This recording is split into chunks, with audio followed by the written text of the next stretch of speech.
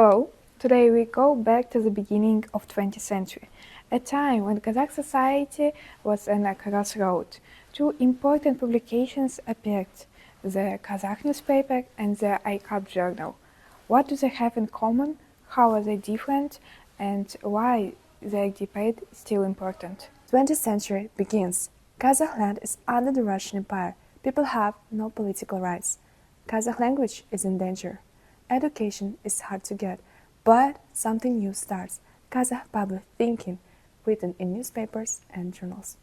In 1910, the first issue of ICAP was published in Troitsk. The founder was Muhamedjan Seralin. 2 years later, in Orenburg, the Kazakh newspaper started.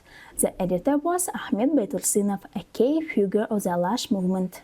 Both ICAP and Kazakh wanted a better future for the Kazakh people, but their ideas were different. ICAP supported slow reforms, better education, medicine, and life. The authors, Seralin, Bokin, and Tanibirkenov, believed that change comes through learning, not fighting. While Kazakh newspaper was more active and political, Baitulsinov, Bokirkhanov, and Dulatov raised questions of autonomy, land questions, and political rights. Have you ever heard of ICAP journal or a Kazakh newspaper?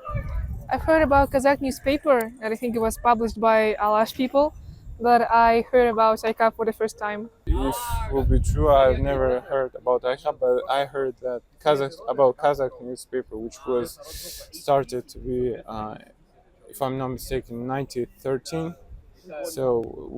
Which was with Alash Orda, and so like that. Moreover, this publication laid for foundation of for the political culture we are proud of today. ICAP focused on philosophy, religious questions, the role of women in society, and morality.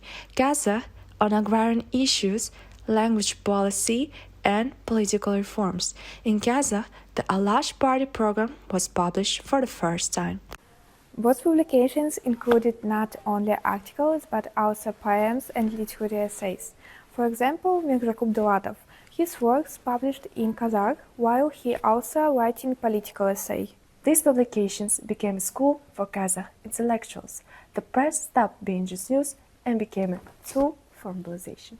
If you lived in the early 20th century, what would you choose, gradual environment or political struggle for rights? I would start for the education because without it, nothing will work. So back then, without struggle, nothing would change. So Kazakh was right. The debate between gradual reforms and revolution is still alive today, just in different forms. ICAP stopped being published in 1915. The reasons: pressure from the authorities, censorship, and financial difficulties. Kazakh lasted until 1918. After the Soviet government came to power, the newspaper was closed and its editors were repressed.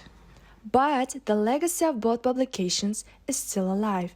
They laid the foundation for Kazakh journalism, political thought, and language. The names of their authors are given to streets, schools, and universities, and their ideas still provoke debates. What is more effective, reforms or revolution? ICAP and Kazakhs is a story of the people's voice in the era of change. It's a story about how two different views fought for the one thing, the future of Kazakhstan. What do you think? Which strategy resonates with you more?